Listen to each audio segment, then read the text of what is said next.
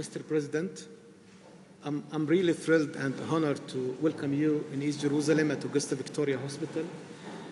On behalf of the East Jerusalem Hospital Network and on behalf of the Lutheran World Federation, the owner of this hospital and this beautiful compound. Your gesture, Mr. President, is very important to the Palestinian people in East Jerusalem and throughout the West Bank and Gaza, and especially for the East Jerusalem Hospital Network. Not only you are bringing hope to thousands of Palestinian patients, but also you are bringing hope to the eastern part of this city, a key component of a long and just peace. You know, Dr. Biden and yourself are champions of great humanitarian deeds. And today you are doing this again by supporting our hospitals. Our hospitals are integral to the Palestinian healthcare system, delivering specialized services, highly qualified, high-quality services, treating millions of Palestinians in West Bank, Gaza, and in East Jerusalem. Those patients coming to our hospitals are suffering from complicated illnesses, cancers, and really they find refuge only in our East Jerusalem hospitals. East Jerusalem Hospital also have been playing an important role, historical role, in the development and the capacity building of the Palestinian healthcare system. And we are willing to continue playing this role to make the life of our Palestinian people better, healthier, and the healthcare accessible. Mr. President, your historical visit to East Jerusalem and Augusta Victoria is a courageous statement of support for the Palestinian people and a genuine call for peace in the Middle East and in the Holy Land, starting from East Jerusalem. You know, Mr. President, we Palestinians are same like Americans. Americans have their own American dream for which they have worked hard and they are living. And we have our own dream that we want to achieve.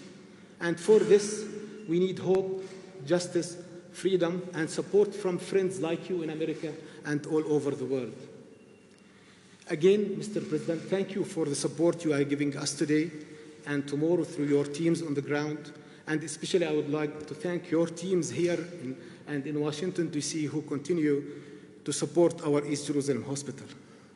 We are extremely, extremely happy to have you, and you are most welcome, Mr. President. Thank you. Thank you for coming. Thank you. Thank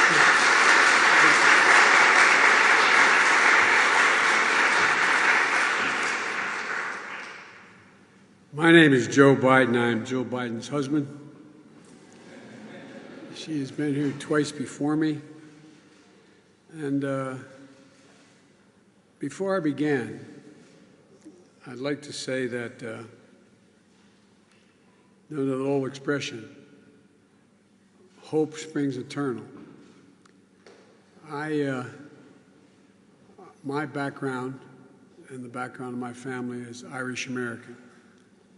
And we have a long history of not fundamentally unlike the Palestinian people with Great Britain and their attitude toward Irish Catholics over the years, for 400 years. But my colleagues, when I was a U.S. Senator, used to always joke with me that I was always quoting Irish poets when I was on the floor of the Senate. And they thought I did it because I'm Irish. That's not the reason I did it. I did it because they're the best poets in the world. And there's a great poem from the Curate of Troy, a paragraph. It goes like this. And it's classically Irish, but it also could fit Palestinians. It says, history teaches us not to hope on this side of the grave, but then, once in a lifetime, that longed-for tidal wave of justice rises up, and hope and history rhyme. Hope and history rhyme.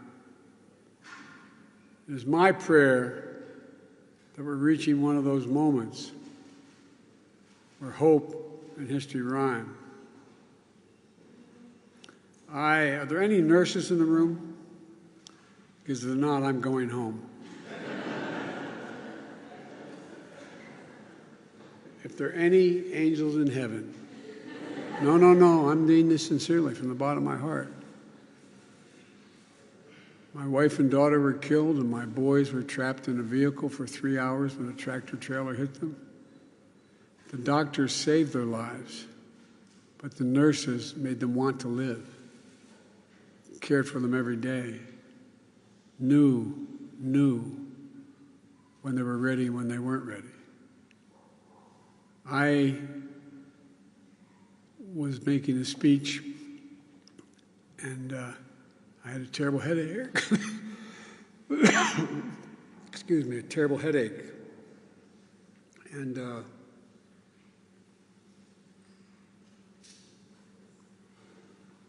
sorry. I swallowed wrong. I had a terrible headache. This is years ago. And I did a very stupid thing. I got on an aircraft and I flew home. Turned out I had 2 cranial aneurysms. And I got rushed to a hospital in the middle of a snowstorm for a 9.5-hour operation. It saved my life. Then I had the second operation. They found an aneurysm on the other side of my brain. I joked the reason they went in twice to take the top of my head off was they couldn't find a brain the first time. But in between, I had a major embolism. It almost killed me. Nothing unusual that other people haven't gone through. But I look back on, and I don't think you nurses are nearly appreciated enough.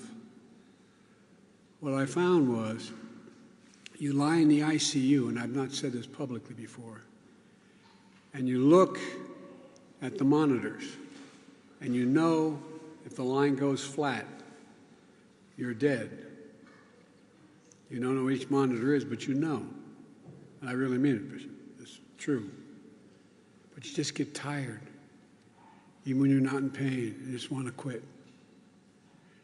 And the nurses at Walter Reed Hospital would come up, and they'd rub my face. They'd whisper in my ear. They'd get close and tell me it's going to be okay. They made a difference in my life. My son spent a year in Iraq. He was the Attorney General of the state of Delaware. He should be the man standing here talking to you as president, not me. He came home because where he slept for a year in Iraq was about 150 yards from a burn pit where they burned everything from fuel to garbage.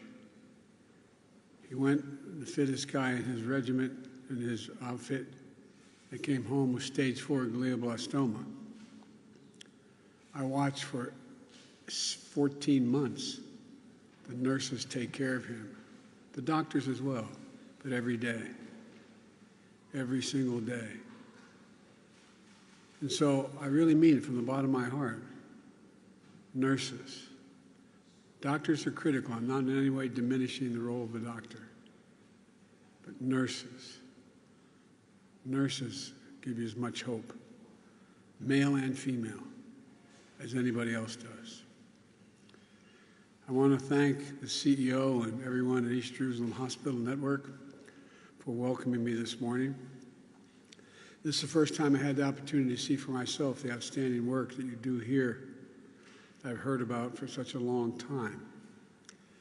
My wife, Jill, visited in both 2010 and 2016, and I'm honored to be able to see firsthand the service and the quality of care you provide the Palestinian people. These hospitals are the backbone of the Palestinian healthcare system. People turn to you in their moment of need, as you well know, with their children who are sick, with a loved one who's injured. When they get that cancer diagnosis, the most feared word, I think, in all languages is when the doctor looks at you and says, it's cancer. They don't know what to do. You not only care for them, you guide them. It's the same people all over the world. In that moment, all that matters is you have someone that you can turn to and radiates hope and help. That's why the United States, through the Agency for International Development, has been proud to support this network of hospitals with $85 million since 2014. It's part of our commitment to support health and dignity to the Palestinian people. Maybe the most overused word in the English language for the Irish is dignity. My dad used to say everyone, no matter what their circumstance, is entitled to be treated with dignity. Dignity. And dealing with the COVID-19 pandemic took a hard toll here, as it did in so many communities around the world. So today, I'm pleased to announce the United States is committing an additional $100 million to support these hospitals, your staffs, and that work for the Palestinian people. This is a multi-year commitment on both resources and expertise. When I was vice president, I asked the president, then Barack Obama, I asked him whether or not I could start what we called a cancer moonshot.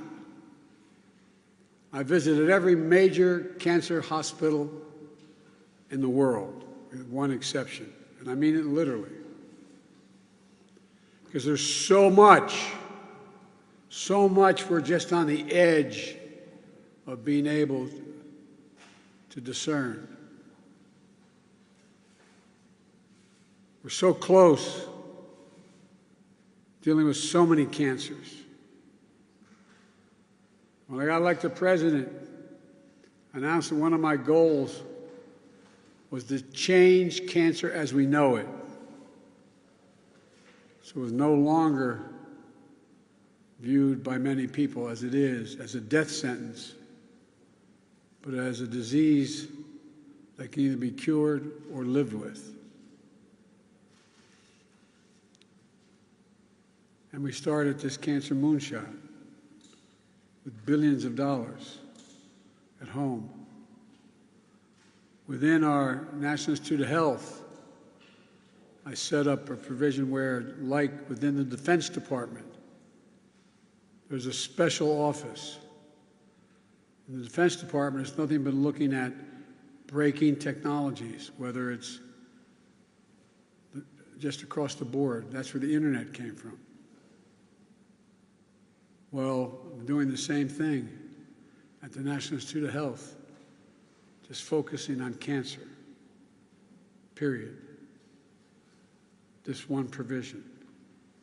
It represents our investment in the future as hopefully this $100 million will generate other large contributions from other countries, focusing on the health of the Palestinian people, so they'll continue to have access to the best available care.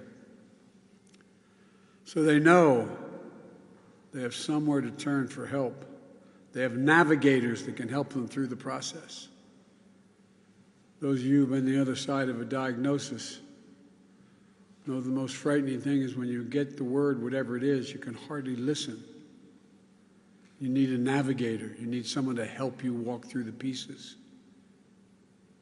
help you figure out how to deal with the treatment you're going to have once you're out of the hospital and need treatment.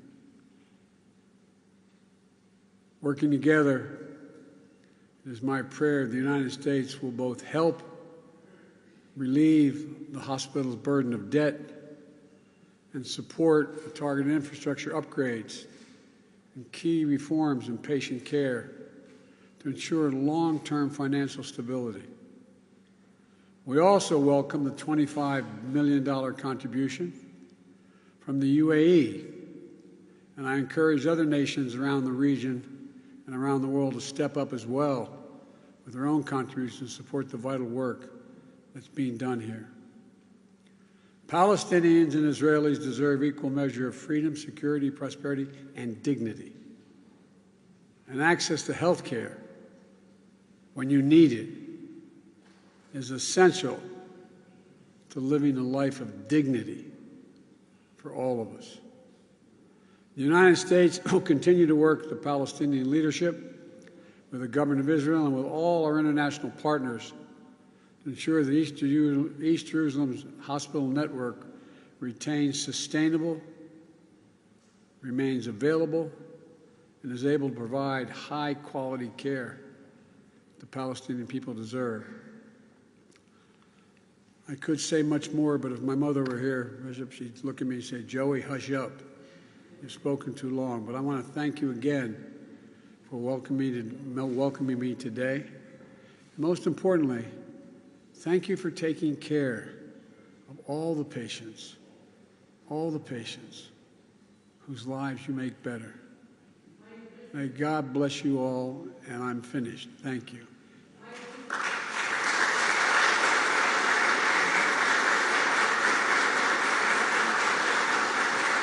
If you have a question about hospitals and answers, if you don't, I'll do it privately.